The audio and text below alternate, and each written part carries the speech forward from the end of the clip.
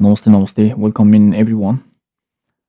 Today we are going to be talking about हाम्रो rangesको बारेमा and also market structure. While we are in the bigger time frame, also हामीसँग 1 week time frame छ and this is US dollar index.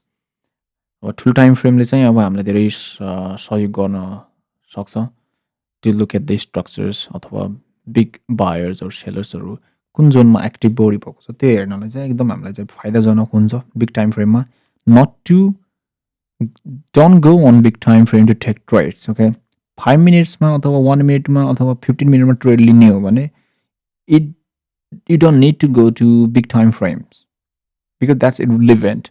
Big time frame ma जाने भनेको just to spot out कि where are the actual investors or the institutional labels of हुन्छ नि तिनीहरूको ब्याङ्कर्सहरू कता छ कहाँदेखि पैसा तिनीहरूले त्यो हुन्छ नि इन्भेस्ट गरेको छ त्यो चाहिँ थाहा पाउनलाई मात्रै त्यो लेभल्सहरू स्पट आउट गर्नलाई मात्रै बिग टाइम फ्रेमहरूको युज गर्नुपर्छ मार्केटमा not to take trades if you are day trader don't do that okay so this video might be very beginner friendly also अनि एडभान्स लेभलको कसैले केही साल भनौँ अथवा केही महिनाहरू इनपुट गरेर यहाँ सिक्न ट्राई गरिरहेको छ बट स्टिल हुन्छ नि त्यो केही कुराहरू छुटेको छ भने आई होप दिस एक्चुअल एउटा टपिकले उनीहरूको केही न केही हदसम्म सपोर्ट गरोस् भनेर त्यो हिसाबले म बनाउन चाहँदैछु so let's get into this so we have this dealing range we have the last swing high यो लास्ट स्विङ हाई फर्म भएको छ बिफोर इट प्राइस ड्रप्ड यता डाउन भएको छ नि price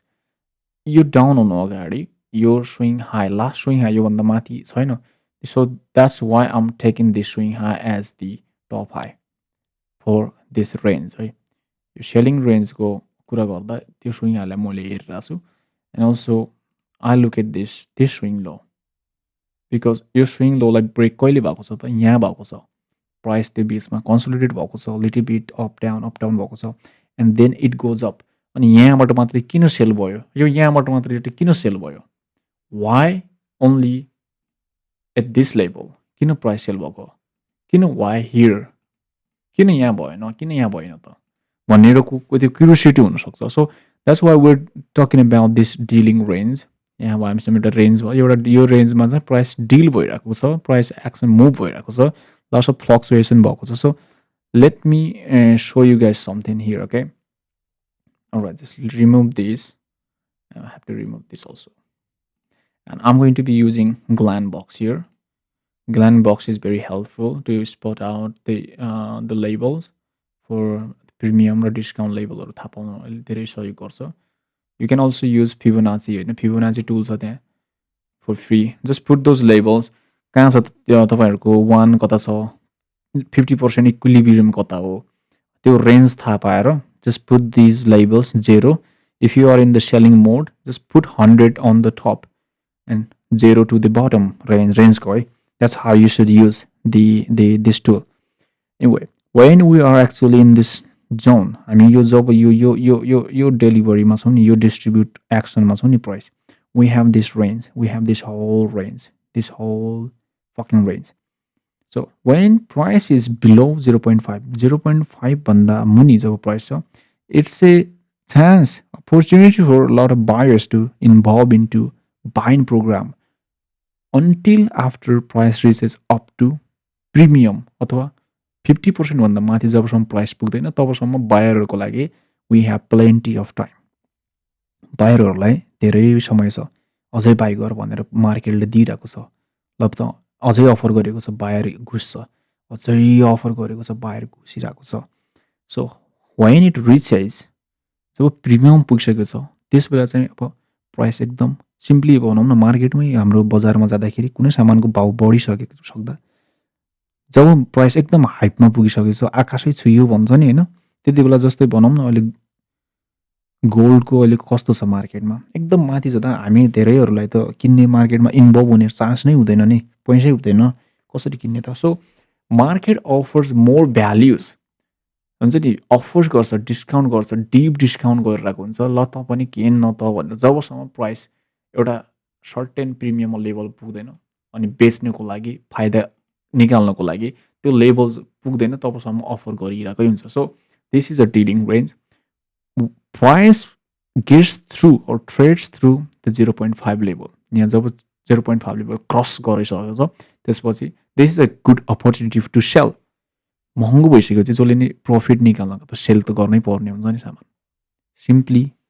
Just simply understand this. जब सामान एकदम तपाईले कुनै शेयर किन्नु पर्यो 10 रुपैयाँमा किन्नु पर्यो त्यो शेयरको प्राइस 25 रुपैयाँ पुगेको छ रे. You want to sell it to take your profit. You have to book your profit. 10 रुपैयाँमा सामान किनेर चाहिँ 25 मा बेचिरहेछ कसैले किन्ने त्यहाँनिर पाइरहेछ नि. You have to sell it. अब 30 हालेर कम किन्ने मान्छे होला रे. 35 हालेर कम किन्ने. सो प्राइस डिक्रिज हुन्छ. अनि त्यसपछि झन् सेल जब सस्तो हुँदै जान्छ फेरि बायर्सहरु देखिन थाल्छ मार्केटमा. सो सेम थिङ यहाँ पनि भएको छ. सो जब प्राइस 0.5 लेभल भन्दा माथि पुगेको छ more sellers involved, sellerहरूलाई फाइदा भएको छ. So look at this.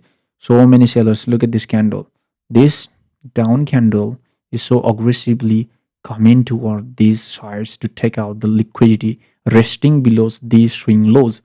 Swing lows, okay? Look, swing lows as in, just remove this. Swing lows as in this equal low. So there are this equal low. This is the equal low, okay? This is the equal low. There's swing high, swing low, sorry. Swing low to this swing low. We have equal lows. यहाँ हामीसँग stop लसहरु हुन्छ. By stop loss hunt गर्न जाँदैछ के मार्केटले. It seeks for liquidity. मार्केटमा जहिले पनि लिक्विडिटी भइरहेको छ. यहाँको लिक्विडिटी खाइसकेपछि जब मार्केटले यो हाई, look at this, यो high, we have enough equal highs here. We have equal highs. जब मार्केटले जब यहाँको लिक्विडिटी क्लियर आउट गरिदिएको हुन्छ and now it looks for downside liquidity and also being at the premium level. That's how you can spot out your bias here on the bigger time frame. Or market buy हुन्छ कि sell हुन्छ त्यो थाहा पाउनको लागि चाहिँ you have to use this tool Glenbox and measure out your premium level or the discount level.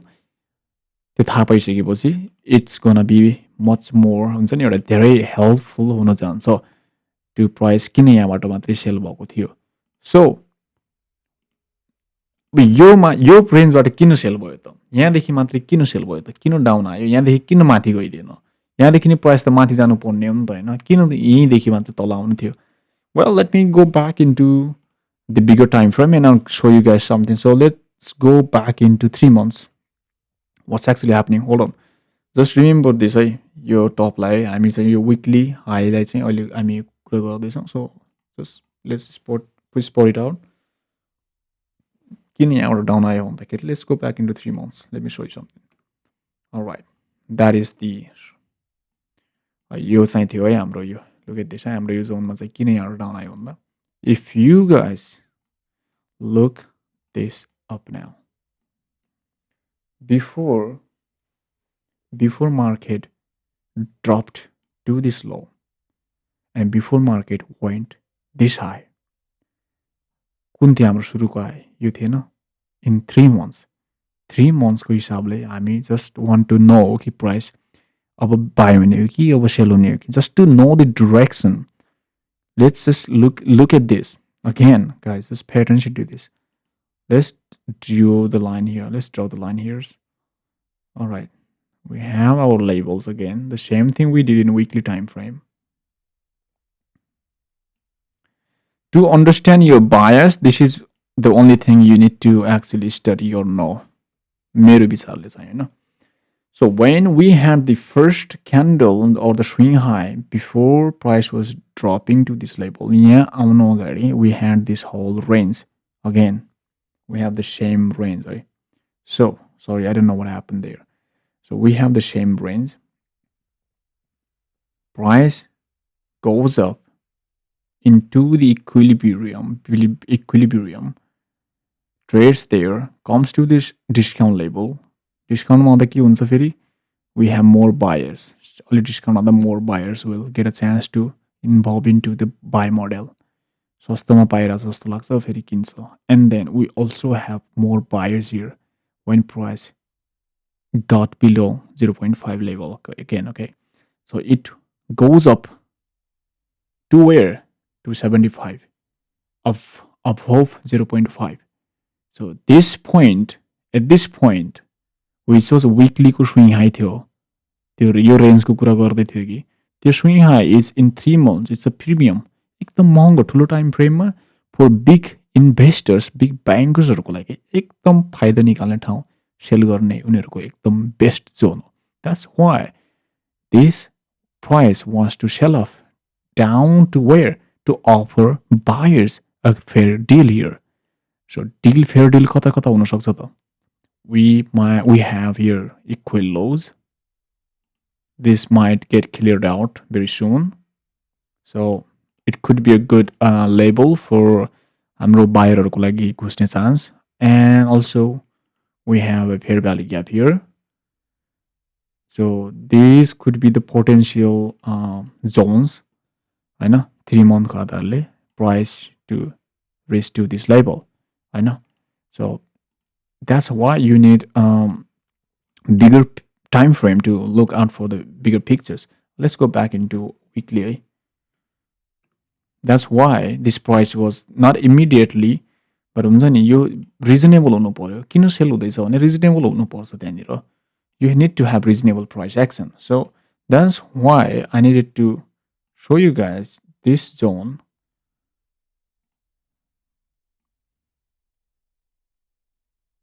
So you can make up your mind कि premium of the price कसरी सेल हुन्छ भनेर. So I just wanted to show you guys this move. I need you guys to study, practice this on your chart. Just look up for your ranges.